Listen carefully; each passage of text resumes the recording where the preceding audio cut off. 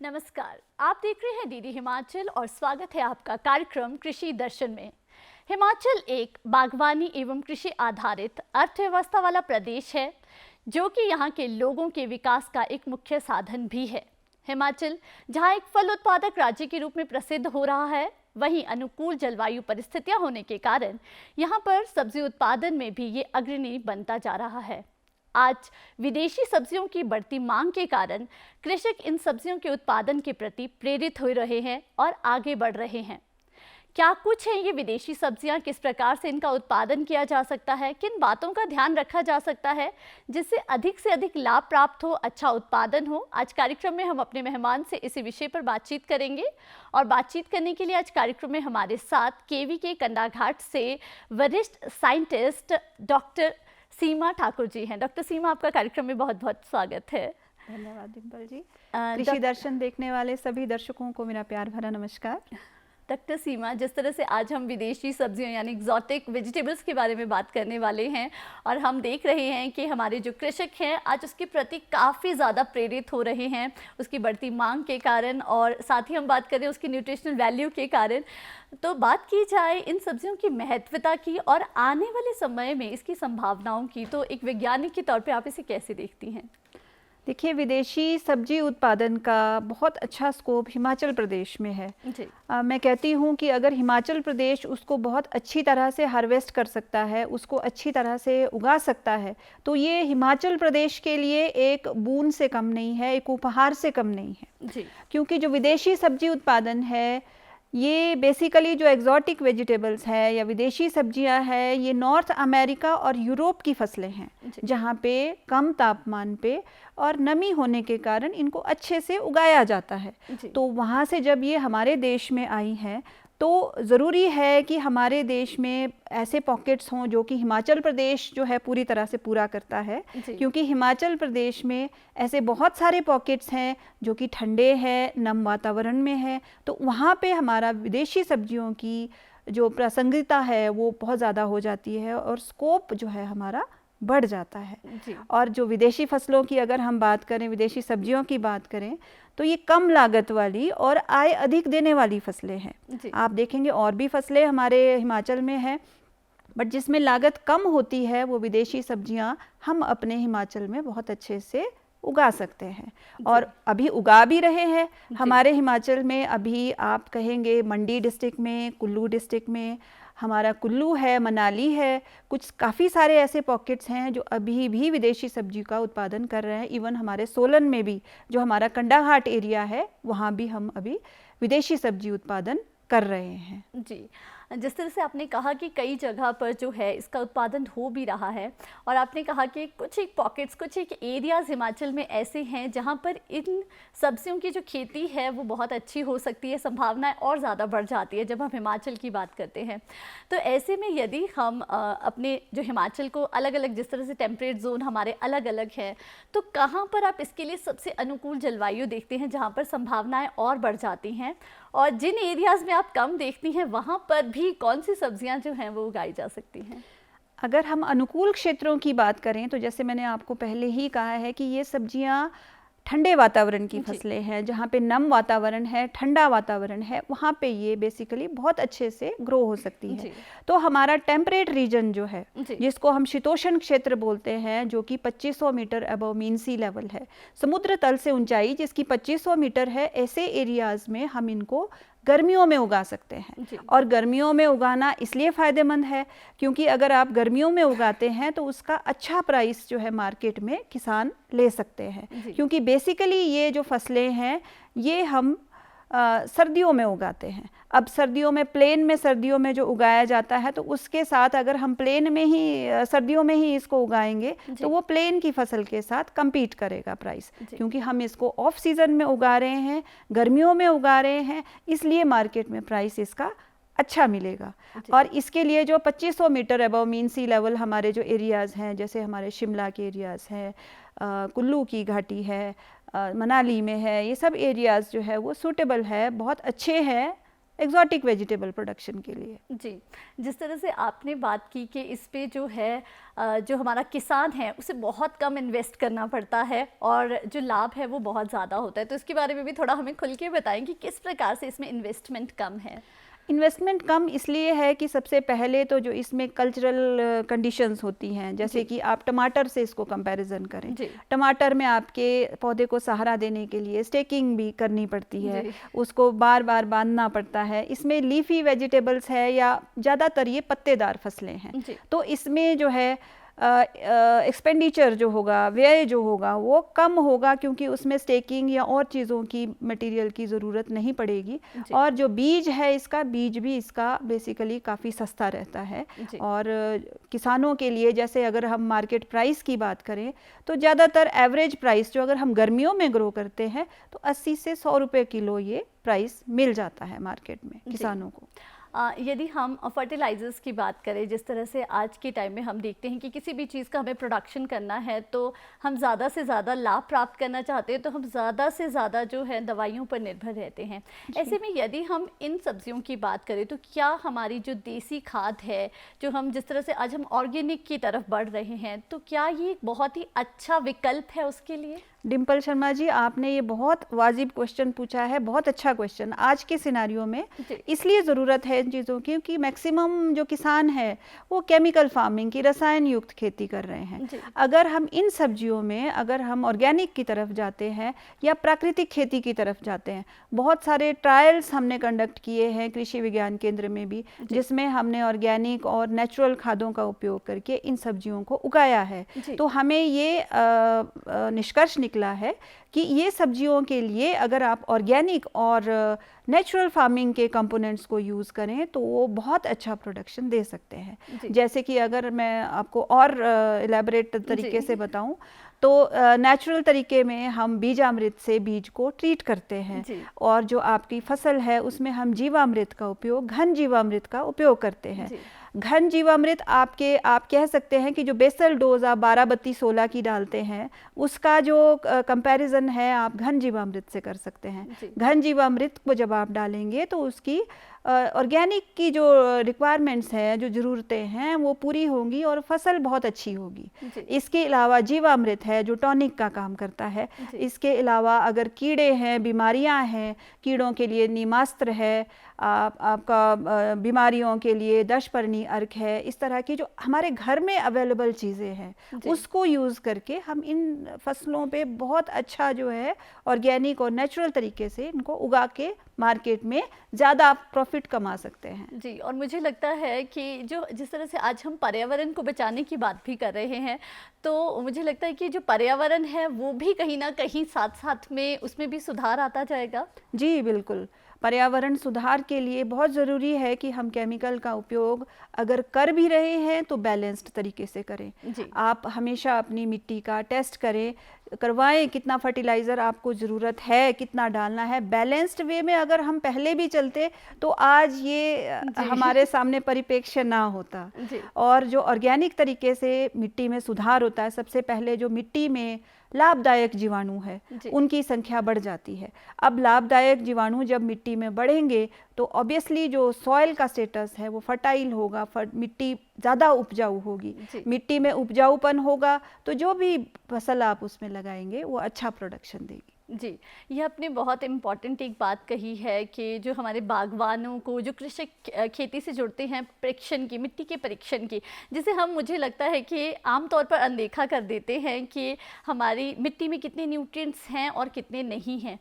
जब हम विदेशी सब्जियों की पैदावार की बात करते हैं तो ये कितना इम्पॉर्टेंट हो जाता है कि हम ये कार्य जो है वो बहुत सही समय पर सोच समझकर फसल को लगाने से पहले ही कर लें।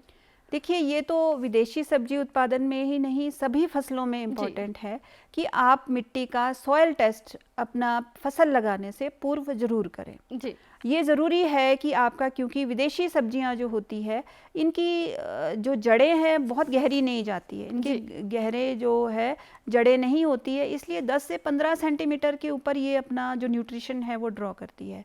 अगर 15 सेंटीमीटर, 15 से 20 सेंटीमीटर का जो हिस्सा है आपका मिट्टी का वो फर्टाइल है, उसमें बहुत अच्छा आपका न्यूट्रिएंट स्टेटस है, तो ऑब्वियसली जो आप क्रॉप ड्रॉप उसमें लगाएंगे तो वो बहुत अच्छी लगेगी। और इसमें ज़रूरी यह है कि जब भी आप मिट्टी का परीक्षण करवाएं तो मिट्टी के परीक्षण में आप पोषक तत्वों की मात्रा को जरूर निर्धारित करें कि कितनी आपकी मिट्टी में पोषक तत्वों की मात्रा है। माइक्रो न्यूट्रिएंट्स होते हैं जो सूक्ष्म पोषक तत्व होते हैं, जो मैक्रो न्यूट्रिएंट्स होते हैं जो ज़्यादा मात्रा में पौधे को चाहिए होते हैं। तो ये दोनों का टेस्ट कराना बहुत ज़रूरी है। और टेस्टिंग के लिए मैं किसान भाइयों को बहनों को बताना चाहूँगी कि हमारा जो डॉक्टर यशवंत सिंह परमार उद्यानिकी एवं वानिकी विश्वविद्यालय है, आप वहाँ से भी सॉइल का टेस्ट करवा सकते हैं।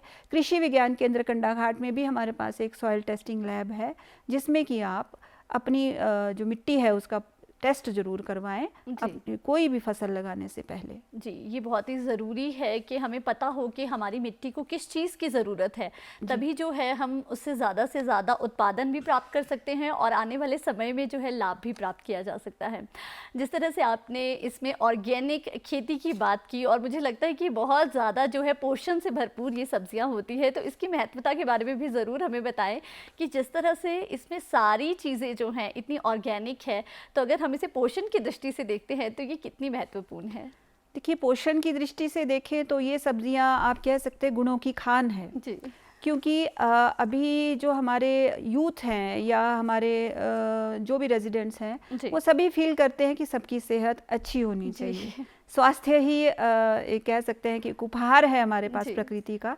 तो स्वास्थ्य को बनाए रखने के लिए ये सब्जियां बहुत इम्पोर्टेंट हैं। सबसे पहले है कि आप अगर बात करें ब्रोकली की, जो विदेशी सब्जी में सबसे नंबर 1 मानी जाती है, तो ब्रोकली में ऐसे एंटी कैंसरस कंपोनेंट्स होते हैं, सल्फोराफेनिक उसमें केमिकल होता है।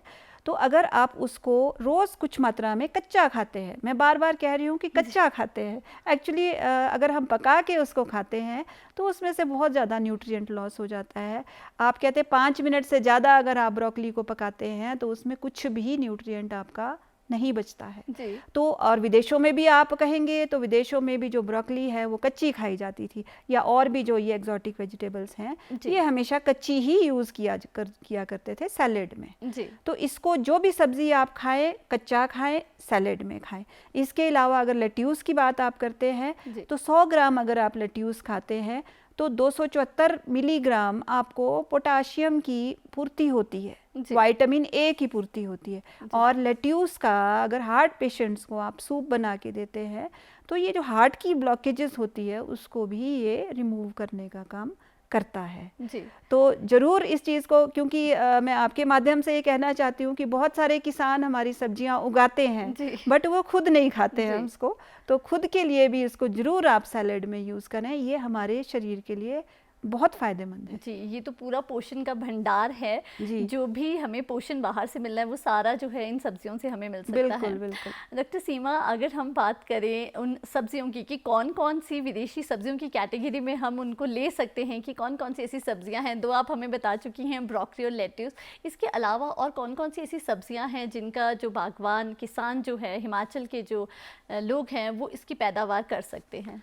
ब्रोकली हमारी नंबर 1 है, उसके बाद हमारा लेट्यूस आता है, उसके बाद हमारी सैलरी है, पार्सले है, रेड कैबेज है, लाल बंद गोभी जिसको हम कहते हैं, एस्पैरेगस है, इसके अलावा चेरी टोमेटो है जो छोटे छोटे टमाटर होते हैं वो भी है, और चाइनीज़ कैबेज है। चाइनीज़ कैबेज में हमारी पकचोई है, जो कि ये सारी सब्जियां जो आप कह सकते हैं कि 20 तरह की सब्जियां जो है हमारे पास विदेशी सब्जियों की श्रेणी में आती हैं। जी डॉक्टर सीमा, बात की जाए इन सब्जियों को बीजने की, तो कौन सा ऐसा सही समय रहता है जब इन्हें बीजा जाना चाहिए और किन किन बातों का ध्यान रखना चाहिए जब हम इसकी पौध तैयार कर रहे हैं?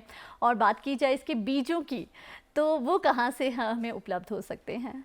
जैसे आपने बात की कि बिजाई का समय क्या रहना चाहिए, सबसे पहले तो ये है कि अपने क्षेत्र को ध्यान से देखें कि आपके क्षेत्र में ये सब्जियां किस मौसम में लगेंगी। अगर हमारा प्लेन इलाका है, हमारा निचला क्षेत्र है, निचले क्षेत्र में ये सब्जियां ठंड के दिनों में लगेंगी क्योंकि वहाँ गर्मी बहुत होती है, तो ये गर्मी को सहन नहीं कर पाएंगी।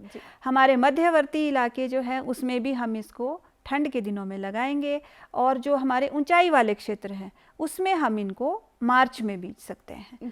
तो जो हमने निचले मध्यवर्ती क्षेत्रों के लिए या मध्यवर्ती क्षेत्रों के लिए हमने जो पौध उगानी है वो पौध उगाने का समय हमारा सितंबर के करीब होगा। सितंबर से नवंबर के बीच में हम पौध उगा सकते हैं। इसी तरह से जो ऊंचाई वाले इलाके हैं उसमें हम मार्च में नर्सरी डाल सकते हैं। और नर्सरी उत्पादन करना बहुत ज़रूरी है कि स्वस्थ नर्सरी का उत्पादन किया जाए। स्वस्थ नर्सरी उत्पादन के लिए सबसे पहले ये देखना ज़रूरी है कि जहाँ पे आप नर्सरी उगा रहे हैं वो धूप वाली जगह होनी चाहिए, वहाँ पे पानी की उपलब्धता भी होनी चाहिए, और अगर आप घर के पास इसको उगा सकते हैं थोड़ा सा, तो आपकी मेंटेनेंस भी इजी हो जाएगी। दूसरी बात ये है कि जो आपने नर्सरी बेड बनाना है, इसमें कृपया ये ध्यान दें कि जब आपने नर्सरी बेड का साइज़ बनाना है तो 1 मीटर से ज़्यादा वो नहीं होना चाहिए। लंबाई आप अपने हिसाब से रख सकते हैं, 3 मीटर रखनी है 3 मीटर रखिए, इससे ज़्यादा रखनी है ज़्यादा रख सकते हैं। और इसके बाद ये है कि जब आपने नर्सरी बेड को 15 से 20 सेंटीमीटर ऊंचा करके उठाना है ताकि उसमें वाटर लॉगिंग ना हो, पानी इकट्ठा ना हो। और ये जो नर्सरी बेड आपने बना लिया, इसमें 10 से 15 किलो FIM गोबर की खाद मिक्स करना जरूरी है। इसके साथ 200 ग्राम सिंगल सुपर फॉस्फेट भी आप डाल सकते हैं। अगर आप गोबर की खाद नहीं यूज़ करना चाहते, आप वर्मी कंपोस्ट यूज़ कर सकते हैं। 200 ग्राम सिंगल सुपर फॉस्फेट यूज़ करने के बाद आप इसमें छोटी छोटी लाइनें दें। 5 सेंटीमीटर के करीब जो है लाइन से लाइन का डिफरेंस होना ज़रूरी है, पर उससे पहले बीज का ट्रीटमेंट करना ज़रूरी है। जो हमारे किसान भाई थोड़ा सा नहीं करते हैं, तो ये विदेशी सब्जी के लिए ही नहीं, किसी भी सब्जी के लिए इम्पोर्टेंट है कि बीज की ट्रीटमेंट ज़रूर करें। बीज की ट्रीटमेंट आप 2 तरीक़ों से कर सकते हैं, या तो कैप्टान से कर सकते हैं जो कि आपको 2 से 3 ग्राम पर किलो के हिसाब से, बीज के हिसाब से यूज़ करना होता है, या आप बीजामृत का इस्तेमाल कर सकते हैं जो कि हमारे पास नेचुरल तरीका है।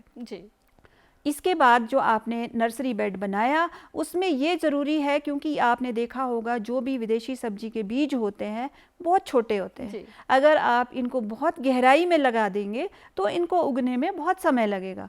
तो ये ज़रूरी है, वैसे एक जनरल सा रूल होता है किसी भी सब्जी के लिए कि जितना बड़ा आपका बीज होता है उससे 2 से 2.5 गुना गहरा वो मिट्टी में लगना चाहिए। अगर आपने उसको बहुत गहरा लगा दिया तो ऑब्वियसली आपको नर्सरी के लिए इंतज़ार करना पड़ेगा, पौधा बड़ी देर से उगेगा, है ना।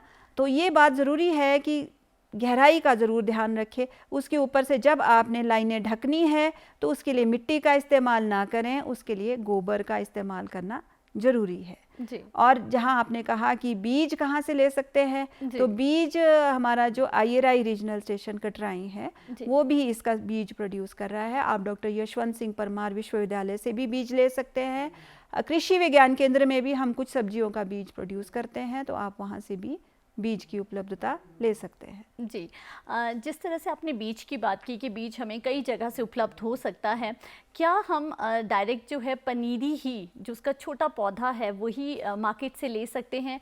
और अगर हम वही लेना चाहते हैं, जो हमारे बागवान हैं या कृषक हैं जो इसकी खेती करना चाहते हैं, तो वो कहाँ से उपलब्ध हो सकता है? और जब वो उस पौध को ले रहे हैं तो वो किन बातों का ध्यान रखें, कैसा पौध वो लें जिससे कि फसल उनके पास जो है वो अच्छी निकल के आए? देखिए, सबसे ज़्यादा ज़रूरी तो है कि जब भी आपने पौध लेनी हो किसी प्रमाणिक सोर्स से ही लें। या तो आप विश्वविद्यालय से ले सकते हैं, या कृषि विज्ञान केंद्र जो आपके जगह जगह पे हैं वहाँ से ले सकते हैं, या एग्रीकल्चर हॉर्टिकल्चर डिपार्टमेंट भी कुछ कुछ प्रोड्यूस करता है तो उनसे भी ले सकते हैं। ज़रूर ये ध्यान में रखने वाली बात ये है, वैसे कहते हैं कि बीज और नर्सरी अपनी हो तो वो फलता फूलता है, तो कोशिश करें कि जो बीज आप लेके आए हैं उसी की ही नर्सरी लगाएं। अगर नहीं हो पाता है तो ज़रूरी ये है कि जिस चीज़ का आपकी वैरायटी का पौधा है वो वैरायटी आपकी प्रमाणित होनी चाहिए, वो वैरायटी का ही ट्रू टू द टाइप होना चाहिए जो वैरायटी है। दूसरी बात ये है कि आपको ज़रूर ये देखना ज़रूरी है कि जहाँ से भी आप पौध ला रहे हैं क्या उसमें कमर तोड़ की बीमारी तो नहीं है। कमर तोड़ की बीमारी आपको शुरू से ही दिख जाती है, जो स्टेम है उसका जो मिट्टी के साथ जुड़ा होता है वो बिल्कुल धागे के आकार का हो जाता है, तो वो शुरू में भी दिख जाती है, क्योंकि उसका देखना बहुत ज़रूरी है। अगर आपने वो ध्यान नहीं दिया, जैसे ही आप खेत में लगाएंगे तो पौध मर जाएगी। और ये भी ज़रूरी है कि जहाँ से भी आप बीज या नर्सरी लेके आ रहे हैं, चाहे आपने अपना बीज की से नर्सरी लगाई है या आप बाहर से नर्सरी लेके आ रहे हैं, सीडलिंग डिप देना बहुत ज़रूरी है। नर्सरी को ट्रांसप्लांटिंग से पहले, पौध लगाने से पहले खेत में उसको एक डिप दे दें। डिप देने का मतलब है या तो आप जीवामृत से डिप दे सकते हैं ऑर्गेनिक तरीके से अगर आपने करना है, या आप केमिकल तरीके से कर रहे हैं तो एक डायथीन और बेविस्टिन, 2 हमारे पास फंजीसाइड आते हैं जो बहुत कॉमन से है, कहीं भी मिल जाएंगे। डायथीन आपने 2.5 ग्राम प्रति लीटर के हिसाब से डालना है, बेविस्टिन आप 1 ग्राम प्रति लीटर के हिसाब से उसका घोल बना के उसमें 15 से 20 मिनट के लिए नर्सरी की सीडलिंग्स को, रूट्स को डिप करें और फिर उसको खेत में लगाएं जी, ताकि अगर उसमें कमर तोड़ की कोई अवशेष हैं तो वो भी ख़त्म हो सके। जी सीमा जी, जिस तरह से आपने हमें बताया कि किस तरह से हम इस नर्सरी को लगा सकते हैं, ये भी जानना बहुत ज़रूरी हो जाता है कि क्या इसकी जो हमारी पैदावार है ये केवल हम बाहर ही कर सकते हैं जिस तरह की हमें जो जलवायु परिस्थितियाँ मिलती है, या फिर जिस तरह से आजकल हम पॉली हाउसेस में भी देखते हैं कि बहुत सारी सब्जियों का उत्पादन किया जाता है, तो क्या ये खेती, इसकी खेती जो है वहाँ भी संभव है? पॉली हाउस में भी हम बहुत अच्छे से इन खेतियों कर सकते हैं, चाहे आप लेट्यूस का उत्पादन करें या सेलरी का उत्पादन करें।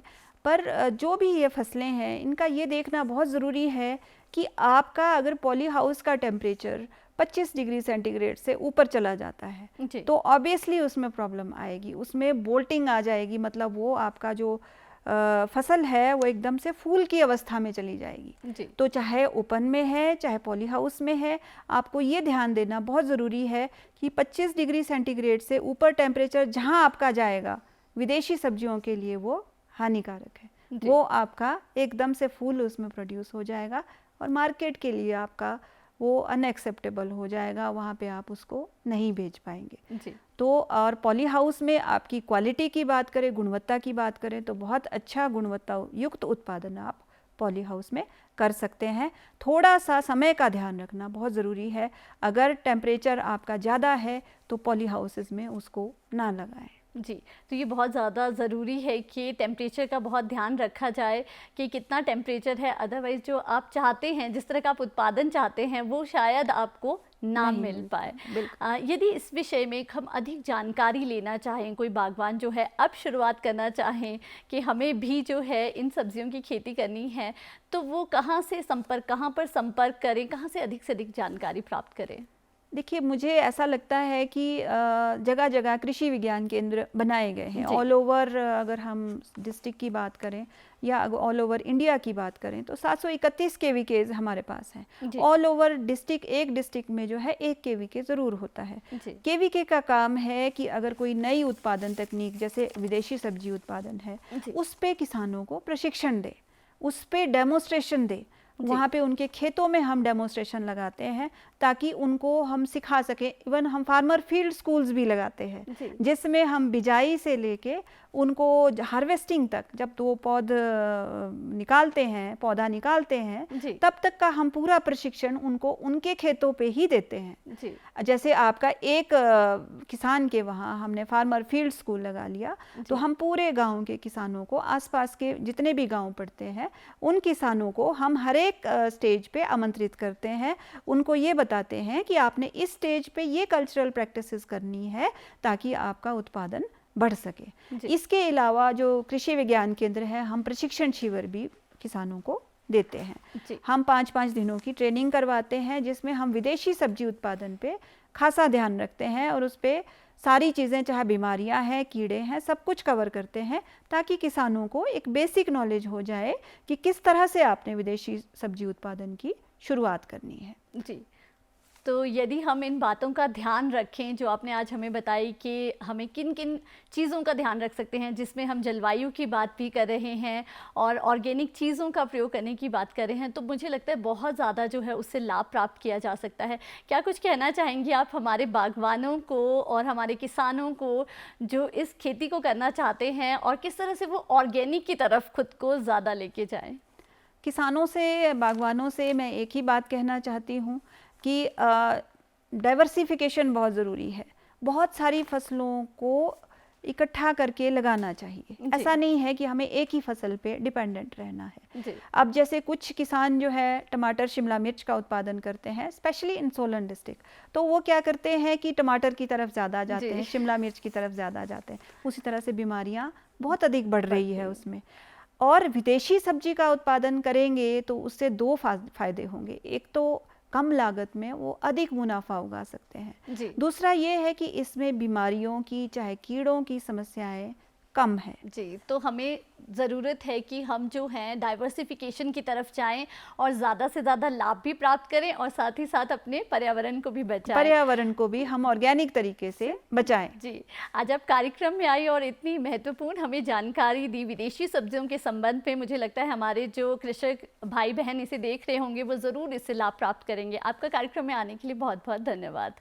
आज कार्यक्रम में हमने जाना कि किस प्रकार से हम विदेशी सब्जियों के माध्यम से बहुत अधिक मुनाफा कमा सकते हैं और साथ ही साथ अपने पर्यावरण को भी बचा सकते हैं। आज कार्यक्रम में बस इतना ही। एक नए विषय के साथ, नई जानकारी के साथ फिर होगी आपसे मुलाकात। तब तक हमें दीजिए इजाजत। नमस्कार।